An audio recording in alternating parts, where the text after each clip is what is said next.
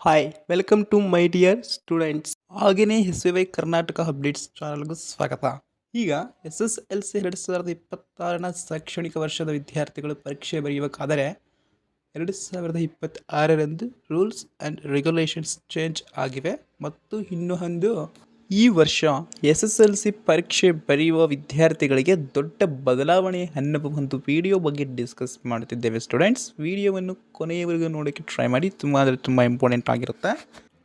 ಮೊದಲನೆಯದಾಗಿ SSLC 2026ರ students sir, ಈಗ ನಾವು SSLC 2026ರಂದು ಪರೀಕ್ಷೆ ಬರೆಯುತ್ತಿದ್ದೀರಲ್ವಾ, ಅದಕ್ಕೋಸ್ಕರ ಈ ವರ್ಷ ಏನಾದರೂ ರೂಲ್ಸ್ ಆ್ಯಂಡ್ ರೆಗ್ಯುಲೇಷನ್ಸ್ ಚೇಂಜ್ ಆಗಿವೆಯಾ, ಬದಲಾವಣೆ ಏನಾದರೂ ಆಗಿದೆಯಾ, ಅಲ್ಲಿ ಹೇಗೆ ನಡೆಯುತ್ತೆ ಪರೀಕ್ಷೆ ಅನ್ನುವುದರ ಬಗ್ಗೆ ಒಂದು ವಿಡಿಯೋ ಮಾಡಿ ಅಂತ ಹೇಳ್ತಿದ್ರು.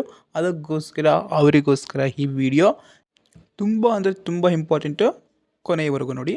ಈಗ ಫಸ್ಟ್ ಆಫ್ ಆಲ್ ಏನಂದರೆ, ನೀವು SSLC 2026 ಎಕ್ಸಾಮ್ ಬರೆಯೋಕ್ಕೆ ನಿಮ್ಮ ಒಂದು ಶಾಲೆಯಲ್ಲಿ ಎಕ್ಸಾಮ್ ಇನ್ನೂ 10 ಅಥವಾ 8 ದಿನ ಇದೆ ಅನ್ನಲಿಕ್ಕೆ ನಿಮಗೆ ಒಂದು ಹಾಲ್ ಟಿಕೆಟ್ ಕೊಡ್ತಾರೆ. ಅದರಲ್ಲಿ ನಿಮ್ಮ principal signature first of all ಇರಲೇಬೇಕು. ಮತ್ತು ನಿಮಗೆ ಯಾವ ಸಬ್ಜೆಕ್ಟ್ಸ್ ಬರೆಯೋಕ್ಕೆ ಅವೈಲೇಬಲ್ ಇದ್ದಾವೆ ಅನ್ನೋದು ನೋಡ್ಕೊಳ್ಬೇಕು.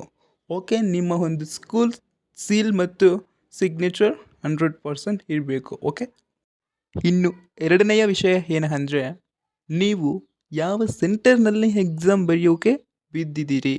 ಅಂದರೆ ನಾನು ಇಂತಹ ಸ್ಕೂಲ್ ಅಥವಾ ಕಾಲೇಜ್ನಲ್ಲಿ ಪರೀಕ್ಷೆ ಬರೆಯೋಕ್ಕೆ ಬೆಳೆದಿದ್ದೀನಿ ಅಂತ ಅಲ್ಲಿ ಹಾಲ್ ಟಿಕೆಟಲ್ಲಿ ಮೆನ್ಷನ್ ಮಾಡಿ ಕೊಟ್ಟಿರ್ತಾರೆ ಅವರು, ನೀವು ನೋಡ್ಕೋಬೇಕಾಗುತ್ತೆ. ಈಗ ಆ ಎಕ್ಸಾಮ್ ಹಾಲ್ಗೆ ನೀವು ಹೋದಾಗ hall ticket, pen, pencil, rubber, eraser ಇರಬೇಕು ಮತ್ತು ನೀವು ಓದಿದ್ದನ್ನು ನೆನಪಿಟ್ಕೊಂಡಿರಬೇಕು. ಇನ್ನು ಥರ್ಡ್ ಒನ್ ಬಂದುಬಿಟ್ಟು ನಿಮ್ಮ ಡ್ರೆಸ್ ಕೋಡ್, ಸ್ಕೂಲ್ ಯೂನಿಫಾರ್ಮ್ ಅನ್ನೇ ಧರಿಸಿ ಹೋಗಬೇಕು. ಓಕೆ, ವಿತ್ ನಿಮ್ಮ ಸ್ಕೂಲ್ ID ಕಾರ್ಡ್ ಕೂಡ ಇರಬೇಕು, ಮೇನ್ ಇಂಪಾರ್ಟೆಂಟ್.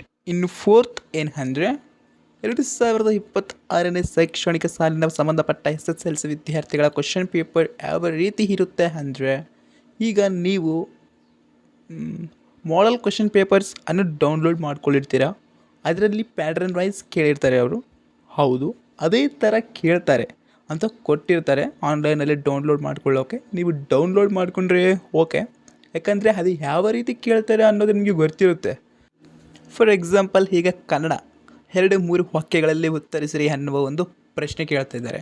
ಅಂದರೆ ಅದು ಯಾವ ಲೆಸನ್ನಿಂದ ಕೇಳಿದ್ದಾರೆ, ಫಸ್ಟ್ ಲೆಸನ್ನಿಂದ ಕೇಳಿದ್ದಾರೆ. ಅಂದರೆ ಆ ಫಸ್ಟ್ ಲೆಸನ್ನಲ್ಲಿ 2-3 ವಾಕ್ಯಗಳಲ್ಲಿ ಉತ್ತರಿಸಿರಿ ಅನ್ನುವ ಒಂದು ಪ್ರಶ್ನೆಗಳು ಎಷ್ಟಿವೆ, 10 ಇವೆ. ಆ 10ನಲ್ಲಿ ಒಂದು ಪಿಕ್ ಮಾಡಿ ಕೇಳಿದ್ದಾರೆ ಎಂದು ಅರ್ಥ. ಇನ್ನು ಫಿಫ್ತ್ ಒನ್, ನಿಮ್ಮ ಒಂದು ಎಕ್ಸಾಮ್ ಸೆಂಟರ್ನಲ್ಲೇ ಎಕ್ಸಾಮ್ ಹಾಲ್ನಲ್ಲಿ ಯಾವ ರೀತಿ ನಂಬರ್ಸ್ ಮೆನ್ಷನ್ ಮಾಡಿ ಬೆಂಚಸ್ಗೆ ಹಾಕಿರ್ತಾರೆ ಅನ್ನೋದು ಫಾರ್ ಎಕ್ಸಾಂಪಲ್ ವಿಡಿಯೋ. ಈ ರೀತಿ ನಿಮ್ಮ ಒಂದು ರಿಜಿಸ್ಟ್ರೇಷನ್ ನಂಬರ್ ಅನ್ನು, ಅಂದರೆ ಹಾಲ್ ಟಿಕೆಟ್ ನಂಬರ್ ಅನ್ನು ಬೆಂಚ್ ಮೇಲೆ ಬರೆದಿರ್ತಾರೆ. ನೀವು ಹೋಗಿ ನೋಡಿಕೊಂಡು ಕೂಡಬೇಕಾಗುತ್ತೆ ಆ ಪ್ಲೇಸಲ್ಲಿ. ಇನ್ನು ಸಿಕ್ಸ್ತ್ ಒನ್, ಸರ್ ಈ ವರ್ಷ ಏನಾದರೂ ಪಾಸಿಂಗ್ ಮಾರ್ಕ್ಸ್ಗೆ ಒಂದು 5 ಹಾಲ್ ಮಾರ್ಕ್ಸ್ ಕಮ್ಮಿ ಬಂದರೆ ಏನಾದರೂ ಪಾಸ್ ಮಾಡೋ ಚಾನ್ಸಸ್ ಇದೆಯಾ ಸರ್ ಅಂತ ಕೇಳಿದರೆ, ಸ್ಟೂಡೆಂಟ್ಸ್ ನೀವು ಏನಾದರೂ ಎಲ್ಲ ಸಬ್ಜೆಕ್ಟ್ಸ್ 33 ಮಾರ್ಕ್ಸ್ ಪಾಸಿಂಗ್ ಮಾರ್ಕ್ಸ್ ಇದೆ ಈ ವರ್ಷ, ಅದಕ್ಕಿಂತ ಕಮ್ಮಿ ಬರೆದ್ರೆ ಓಕೆ, ನಿಮ್ಮ ಒಂದು ರ್ಯಾಂಕ್ ಅಟ್ಲೀಸ್ಟ್ ಪಾಸಿಂಗ್ ಮಾರ್ಕ್ಸ್ ಬರೆದಿದ್ರು ಭಯ ಇಲ್ಲ. ಪಾಸಿಂಗ್ ಮಾರ್ಕ್ಸ್ಗೆ ಬರಲಿಲ್ಲ ಅಂದರೆ ಸ್ವಲ್ಪ ಇಬ್ಬಂದಿ ಆಗುತ್ತೆ. ಓಕೆ, ಇದನ್ನು ಮೈಂಡ್ನಲ್ಲಿ ಇಟ್ಕೊಂಡು ಬರೀಬೇಕಾಗುತ್ತೆ ನೀವು. ಫಾರ್ ಎಕ್ಸಾಂಪಲ್, ಎಕ್ಸಾಮ್ ಹೇಗೆ ನಡೆಯುತ್ತೆ ಅನ್ನುವುದಕ್ಕೆ ಒಂದು ಚಿಕ್ಕ ಸ್ಟೋರಿ. ಈಗ ಇವತ್ತು ಎಕ್ಸಾಮ್ ಇದೆ, ಮಾರ್ನಿಂಗ್ ಶಾರ್ಪ್ 10 AM ಇದೆ. ಆಗ ನಾನು ಏನು ಮಾಡ್ತೀನಿ ಅಂದರೆ, 9:45ಗೆ ಪ್ರೆಸೆಂಟ್ ಆ ಕಾಲೇಜ್ಗೆ ಹೋಗಿರ್ತೀನಿ. ನನ್ನ ಒಂದು ರಿಜಿಸ್ಟ್ರೇಷನ್ ನಂಬರನ್ನು ನೋಡ್ಕೊತೀನಿ ಯಾವ ರೂಮ್ನಲ್ಲಿ ಇದೆ ಅನ್ನೋದು. ನೆಕ್ಸ್ಟು ಅಲ್ಲಿ ಬೆಂಚ್ಗೆ ಹೋಗಿ ನಾನು ನೋಡ್ಕೊತೀನಿ ನನ್ನ ರಿಜಿಸ್ಟ್ರೇಷನ್ ನಂಬರ್ ಯಾವ ಬೆಂಚ್ಗೆ ಬರೆದಿದ್ದಾರೆ ಅನ್ನೋದು. ನಂತರ ಏನು ಮಾಡ್ತೀರಿ, ಅಲ್ಲಿ ಕೂತ್ಕೊತೀರಿ.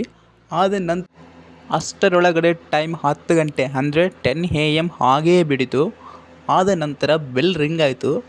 ಇನ್ವಿಜಿಲೇಟರ್ಸ್, ಮೇಡಮ್ಸ್, ಸರ್ಸ್ ಯಾರು ಒಬ್ಬರು ಬರ್ತಾರೆ ಒಂದೊಂದು ರೂಮ್ಗೆ. ಓಕೆ, ನಂತರ ಏನು ಮಾಡ್ತಾರೆ, ಕ್ವಶನ್ ಪೇಪರ್ಸ್ ತಂದರು. ಓಕೆ, ಅವ್ರಿಗೆ ಏನಾದರೂ ಚಿಟ್ಸ್ ಇದ್ದರೆ ಹೊರಗಡೆ ಬಿಸಾಕಿ ಅಂತ ಹೇಳಿದರು. ನಂತರ ಏನು ಮಾಡ್ತಾರೆ, ಕ್ವಶನ್ ಪೇಪರ್ಸ್ ಕೊಟ್ಕೊತ ಬರ್ತಾರೆ. ಕ್ವಶನ್ ಪೇಪರ್ ನೀವು ನೋಡಿದ್ರಿ, 15 ನಿಮಿಷ ಕ್ವಶನ್ ಪೇಪರ್ ನೋಡ್ಕೊಳ್ಳೋಕೆ ಇರುತ್ತೆ. ಅದನ್ನು ಓದ್ಕೊಳ್ಳಿ, ನನಗೆ ಇಂಥದ್ದು ಬರುತ್ತೆ ಅನ್ನೋದು ಒಂದು ಚಿಕ್ಕ ಪೆನ್ಸಿಲ್ ಮಾರ್ಕ್ನಿಂದ ಟಿಕ್ ಮಾಡಿಟ್ಟುಕೊಳ್ಳಿ. ಟಿಕ್ ಮಾಡಿಲ್ಲ ಅಂದರೂ ಕೂಡ ನಡೆಯುತ್ತೆ, ಮಾಡಲಾರ್ದ ಹಾಗೆ ಇರೋದೇ ಒಳ್ಳೆಯದು. ಯಾಕೆ ಅಂದರೆ ಏನಾದರೂ ಕ್ವಶನ್ ಪೇಪರ್ ಮೇಲೆ ಬರೆದ್ರೆ ಸ್ಕೊಯರ್ಸ್ ಯಾರಾದರೂ ಬಂದು ನೋಡಿದರೆ ಅವರು ಮತ್ತೆ ಬೈಬೇಕಾಗುತ್ತೆ. ಅದಕ್ಕೋಸ್ಕರ ಬರೆಯೋಕ್ಕೆ ಹೋಗಬೇಡಿ ಕ್ವಶನ್ ಪೇಪರ್ ಮೇಲೆ. ಜಸ್ಟ್ ನನಗೆ ಇದು ಬರುತ್ತೆ ಅನ್ನೋದು ನಿಮಗೆ ಮೈಂಡಲ್ಲಿರಲಿ. ಕ್ವಶನ್ ಪೇಪರ್ ನೋಡಿಕೊಂಡು ಆದಮೇಲೆ ನಂತರವೇ ಏನು ಮಾಡ್ತಾರೆ ಅಂದರೆ 10:20 ಆರ್ 10:30ಗೆ ಏನು ಕೊಡಬಹುದು ಅಂದರೆ ಅವರು ಆನ್ಸರ್ ಶೀಟ್ಸ್ ಕೊಡ್ತಾರೆ. ನಿಮಗೆ ಏನು ಬರುತ್ತೋ ಅದನ್ನು ಫಸ್ಟ್ ಬರೆಯೋಕ್ಕೆ ಸ್ಟಾರ್ಟ್ ಮಾಡಿ. ನನಗೆ ಇದು ಬರಲ್ಲ ಬಟ್ ಸ್ವಲ್ಪ ಬರಿತೀನಿ ಅನ್ನೋದು ಲಾಸ್ಟ್ಗೆ ಬರೆಯುವಂತ್ರಿ. ಯಾಕೆ ಅಂದರೆ ಅದು ಸ್ವಲ್ಪ ಬರುತ್ತೆ. ಈಗ ಫಸ್ಟ್ ನನಗೆ ಏನೇನು ಬರೆಯುತ್ತೆ ಅನ್ನೋದು ಸ್ಟಾರ್ಟಿಂಗ್ ಎಲ್ಲ ತುಂಬಿಸ್ಕೊಳ್ತಾ ಹೋಗಿ ಪೇಜಸ್ ಅನ್ನೋ ನಂತರ ನನಗೆ ಇದು ಬರುತ್ತೆ ಸ್ವಲ್ಪ ಬಟ್ ಇನ್ನೊಂದು ಸ್ವಲ್ಪ ಆ್ಯಡ್ ಮಾಡ್ತೀನಿ, ಅದನ್ನು ಕೂಡ ಬರಿತೀನಿ ಅಂದರೆ ಅದನ್ನು ಆಮೇಲೆ ಟ್ರೈ ಮಾಡಿ ಅಂತ ಹೇಳ್ಕೊಳ್ತಾ ಇದ್ದೀನಿ. ನಂತರ ಎಕ್ಸಾಮ್ ಮುಗಿಯುತ್ತೆ ಶಾರ್ಪ್ 12:30 PM ಹೊರಗಡೆ. ನೀವೇನು ಮಾಡ್ತೀರಾ, ಕ್ವಶನ್ ಪೇಪರ್ ಅನ್ನು ತಕ್ಕೊಂಡು ಬುಕ್ಲೆಟ್ ಅವ್ರಿಗೆ ರಿಟರ್ನ್ ಮಾಡಿ ಬರ್ತೀರಾ ಹೊರಗಡೆ. ಇನ್ನು ನಂತರ ನಾನು ಈಗ ಬರೆದಿದ್ದೀನಿ, ನನ್ನ ರಿಸಲ್ಟ್ ಹೇಗೆ ಬರಬಹುದು ಅನ್ನುವ ಒಂದು ಆಲೋಚನೆಯಲ್ಲಿ ಇರ್ತೀರಾ. ಓಕೆ, SSLC 2026 ಪರೀಕ್ಷೆ ಬಗ್ಗೆ ದೊಡ್ಡ ಬದಲಾವಣೆ ಏನು ಅಂದರೆ ಏನಿಲ್ಲ, ಹೆದರ್ಕೊಳ್ಳೋಕೆ ಹೋಗಬೇಡಿ, ಏನಿಲ್ಲ. ಪಾಸಿಂಗ್ ಮಾರ್ಕ್ಸ್ 33 ಮಾಡಿದ್ದಕ್ಕೆ ಕ್ವಶನ್ ಪೇಪರ್ 75% ಮಾತ್ರ ಈಸಿ, 25% ಟಫ್ ಇದೆ ಅಂತ ಅರ್ಥ. ಇನ್ನು ಹಲವಾರು ವೀಡಿಯೋಗಳು ಬರ್ತಾ ಇರ್ತವೆ, ಅದಕ್ಕೋಸ್ಕರ ಈಗಲೇ ಚಾನಲನ್ನು ಸಬ್ಸ್ಕ್ರೈಬ್ ಮಾಡಿ ಮತ್ತು ವಿಡಿಯೋಗೆ ಒಂದು ಲೈಕ್ ಕೊಟ್ಟು ಬಿಡಿ. ನಂತರ ಎಲ್ಲರಿಗೂ SSLC 2026 ಪರೀಕ್ಷೆ ಚೆನ್ನಾಗಾಗಲಿ, ಒಳ್ಳೆಯ ರಿಸಲ್ಟ್ ಬರಲಿ. Thank you.